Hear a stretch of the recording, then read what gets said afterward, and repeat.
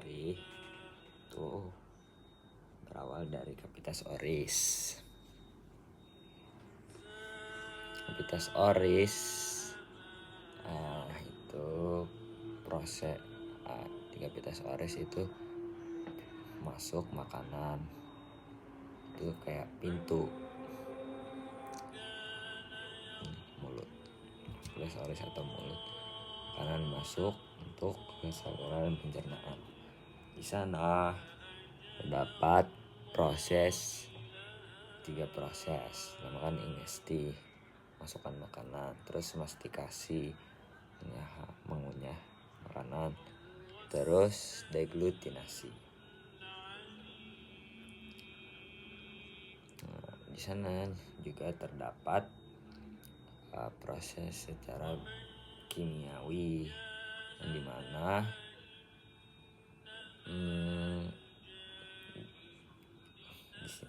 di mulut ada air ludah yang berasal dari kelenjar atau glandula submandibula, parotidea, dan sublingual.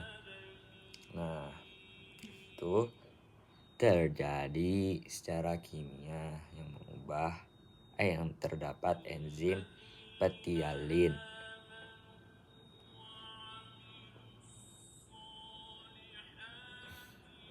Apa itu? Enzim yang mengubah makanan yang awalnya molekulnya kompleks menjadi lebih sederhana. Yang awalnya polisakarida menjadi disakarida.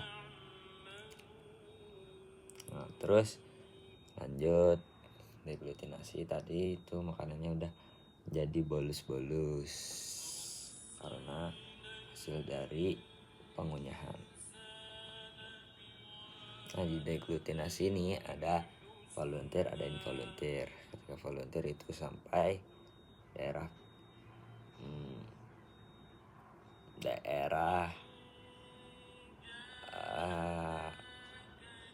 nggak tahu namanya, di palatum. Terus involunteer udah masuk ke faringeal dan esofagus. Nah, lanjut nanti makanan udah dikunyah terus jadi disakarida. Nah, terus daerah esofagus, daerah faring, tidak ada epiglotis. Nah, itu berfungsi agar makanan tidak masuk ke laring. Karena jika masuk ke laring akan tersedak, dan juga di daerah sana juga menutup uvula agar tidak masuk hidung. Nah, terus makanan masuk ke esofagus. Esofagus itu ada gerakan peristaltik primer dan sekunder.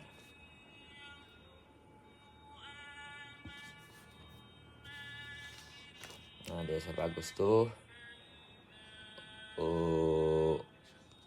sebagai pipa muskular aja guys, kayak saluran pipa gitu. Bolus makanan tadi terus ototnya tuh kan atasnya volunteer, terus volunteer involunteer, terus baru involunteer gitu otot di esofagus. Terus terdapat penyempitan di leher namanya angustia esophagus superior. Terus yang di penyempitan di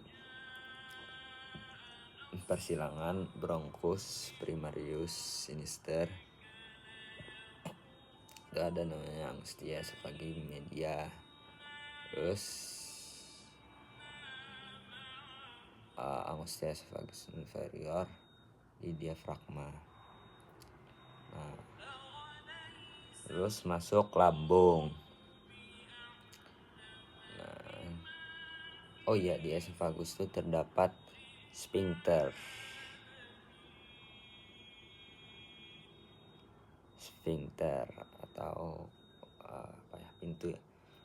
Sphincter laryngoesophagus dan sphincter gastroesophagus.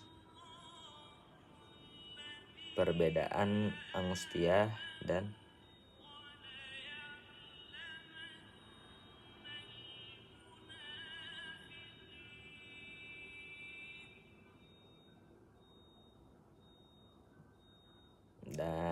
sphincter.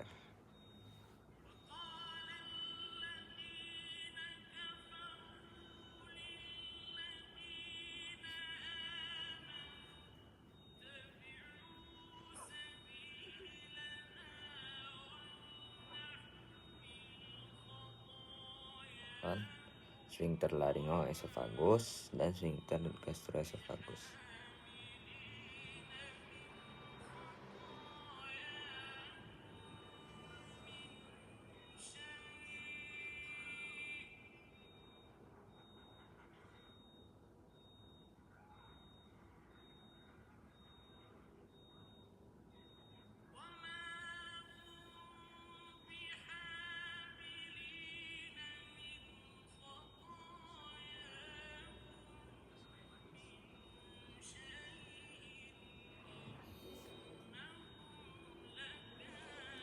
Sphincter laryngoesophagus, sphincter gastroesophagus.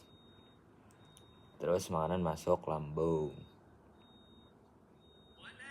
Di lambung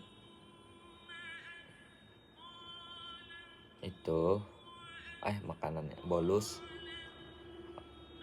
dicampur dengan getah lambung. Terus namanya jadi chymus. Yang bolus tadi bolus makanan jadi chymus.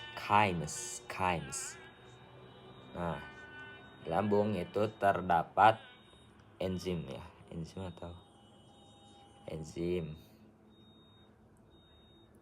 dan pertama HCl, hydrochloric acid. Nah, itu untuk membunuh bakteri. Dia bersifat asam. Terus di sana ada pepsin, itu yang mengubah protein menjadi peptin. Terus renin. Di sana ada enzim renin yang menghadapkan protein susu menjadi kasein. Terus habis dari lambung atau gester makan dia chymus, namanya jadi chymus, masuk intestinum teni atau usus halus. Nah, di usus halus itu kan tadi pH asam. Nah, pH-nya dinetralkan lagi oleh glandula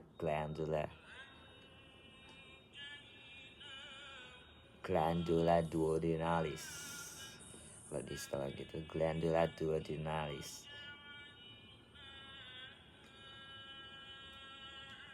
Iya kan?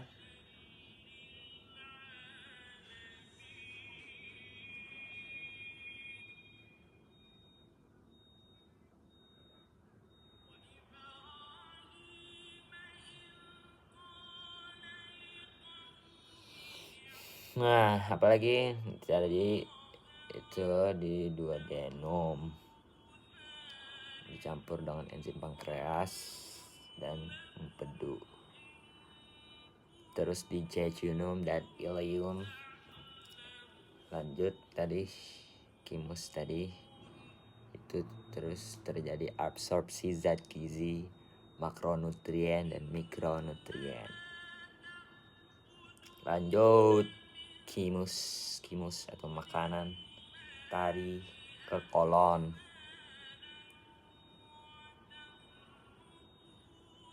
Sebelum masuk kolon ada kekum dan appendix vermiformis, kantong buntu. Di kolon ada kolon ascendens, kolon transversum, kolon descendens. Kolon ascendens, transversum, descendens. Karena itu absorpsi elektrolit dan air. Terus lanjut ya, rektum anus, proses defekasi, mengeluarkan feses. Udah deh.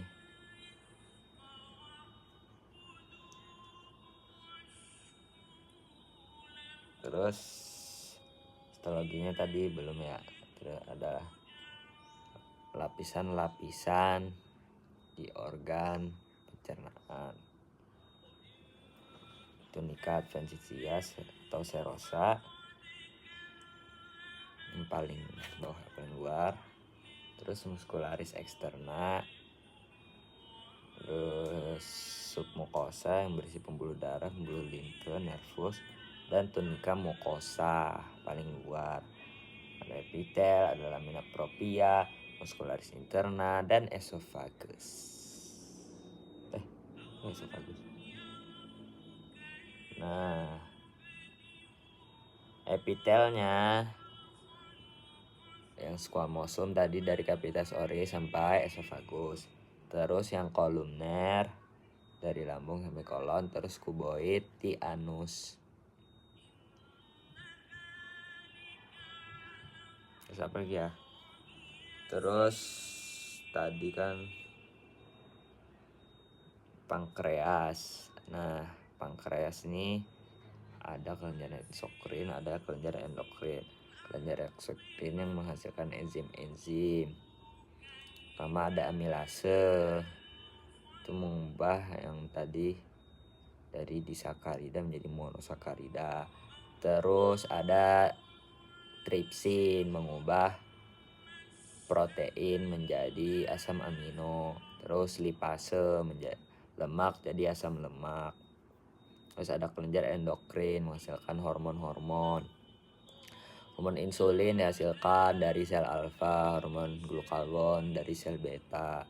Insulin untuk menurunkan kadar gula darah, glukagon menaikkan kadar gula darah.